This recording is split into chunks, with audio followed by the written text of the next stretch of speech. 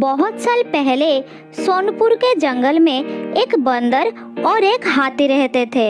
हाथी बड़ा शक्तिशाली था। वो अपनी ताकत से बड़े बड़े पेड़ को हिला देता था और बंदर बड़ा ही फुर्तीला और तेज था। दिन भर जंगल के पेड़ पर वो उछल कूद करता रहता था। बंदर और हाथी दोनों को ही अपने इस गुण पर बड़ा ही घमंड था। दोनों ही एक दूसरे से खुद को ज्यादा अच्छा मानते थे। इस वजह से उस दोनों में हमेशा बहस होती रहती थी। मैं बहुत होशियार और फुर्तीला हूँ। मैं पेड़ पर चढ़ सकता हूँ, बहुत तेज भाग सकता हूँ। मैं बुद्धिमान भी हूँ। तुम मेरे सामने कुछ भी नहीं हो। मैं सर्वशक्तिमान हूँ। मैं कुछ भी कर सकता हूँ। मैं जंगल का सबसे बड़ा जानवर हूँ। मैं तुम्हें चींटी की तरह मसल सकता हूँ। इसी तरह हर रोज उन दोनों में बहस होता था। उसी जंगल में एक कौवा भी रहता था जो अक्सर हाथी और बंदर की झगड़े को देखता था। वो इन दोनों के लड़ाई झगड़ों से परेशान हो गया था। एक दिन कौवे ने उन दोनों से कहा, जिस तरह तुम दोनों हर रोज लड़ाई करते हो, इससे कोई फैसला नहीं होने वाला है।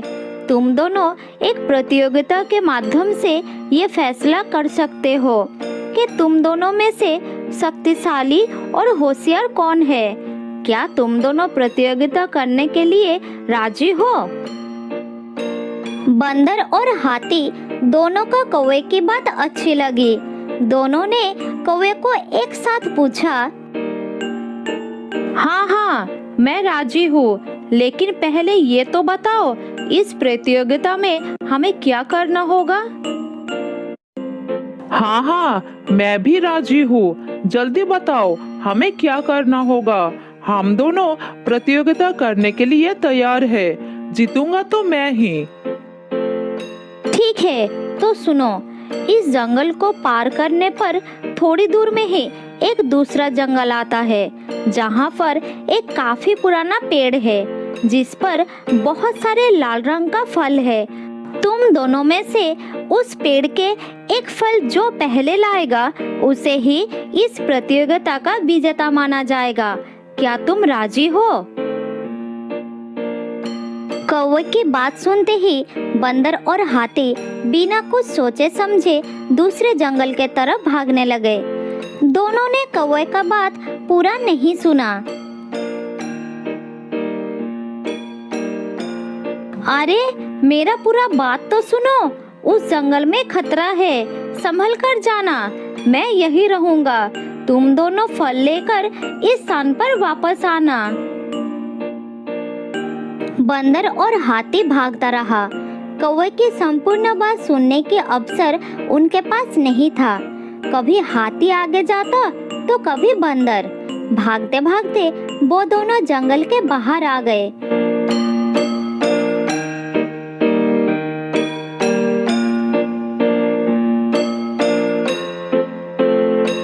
इस जंगल से दूसरे जंगल के बीच में एक नदी बहती थी।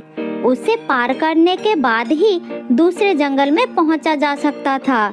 दोनों ने नदी किनारे आकर रुक गए। बंदर ने फिर से अपनी फुर्ती दिखाई और झट से वो नदी में कूद गया, लेकिन पानी की लहर काफी तेज थी तो बंदर नदी में बहने लगा।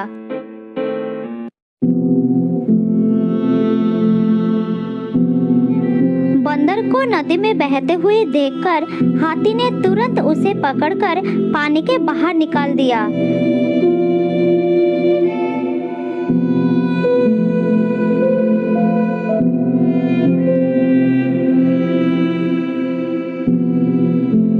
हाथी के इस व्यवहार को देखकर बंदर काफी हैरान हुआ।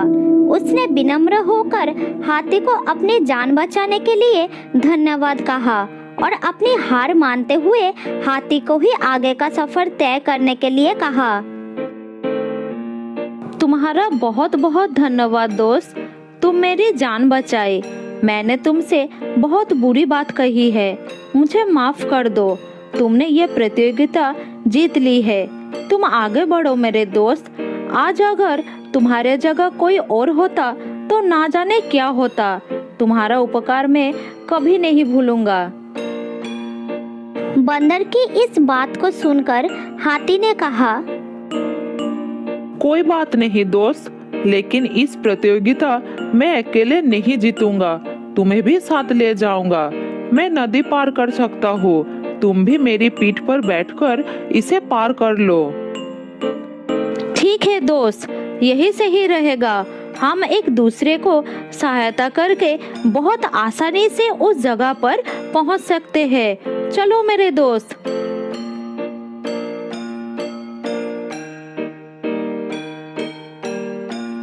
बंदर हाथी की बात मान गया और वो हाथी की पीठ पर बैठ गया। इस तरह दोनों ने नदी पार कर ली और दूसरी जंगल में पहुंच गए। उन दोनों ने मिलकर लाल फल वाले पेड़ को भी खोज निकाले। सबसे पहले हाथी ने अपने मुंह से उस पेड़ को हिलाया, लेकिन वो पेड़ काफी मजबूत था। हाथी के प्रयास से एक भी फल नीचे नहीं गिरा। फिर हाथी ने निराश होकर कहा, दोस्त, ये फल मैं अभी नहीं तोड़ सकता हूँ, बहुत मजबूत है ये पेड़। हमें कोई और उपाय निकालना होगा, लेकिन हम कर भी क्या सकते हैं? चलो मैं भी एक बार कोशिश करके देखता हूँ। मैं तो पेड़ पर चढ़ सकता हूँ। मैं तुम्हारी पीठ पर चढ़कर बहुत आसानी से फल तोड़ सकता हूँ।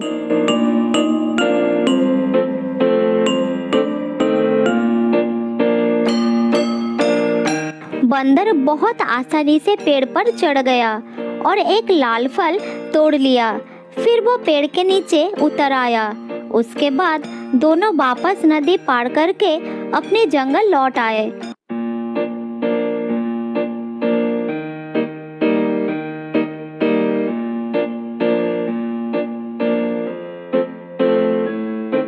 और कौवे को वो लाल फल दे दिया।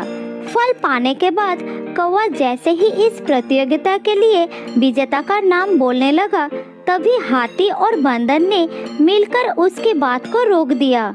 और बंदर ने बोला, कौवा भाई, अब हमें विजेता का नाम जानने की आवश्यकता नहीं है। इस प्रतियोगिता को हम दोनों ने मिलकर पूरा किया है। हम एक दूसरे की मदद करके ही उस लक्ष्य तक पहुंच पाई है। हम अकेले कभी उस स्थान पर पहुंचकर फल नहीं ला सकते थे, इसलिए हमें विजेता का नाम जानने की कोई इच्छा नहीं है। हाँ, बंदर भाई ने बिल्कुल ठीक कहा। हमें ये समझ आ गया है कि हर किसी का गुण अपने अपने अलग और खास होता है। हमने ये भी फैसला किया है कि आगे से हम कभी भी इस बात को लेकर बहस नहीं करेंगे और मित्र की तरह इस जंगल में रहेंगे। हमेशा एक दूसरे के साथ खड़े रहेंगे। आज हमें एहसास हुआ कि अगर हम एक दूसरे के साथ खड़े रहे तो कोई भी काम आसानी से किया जा सकता है।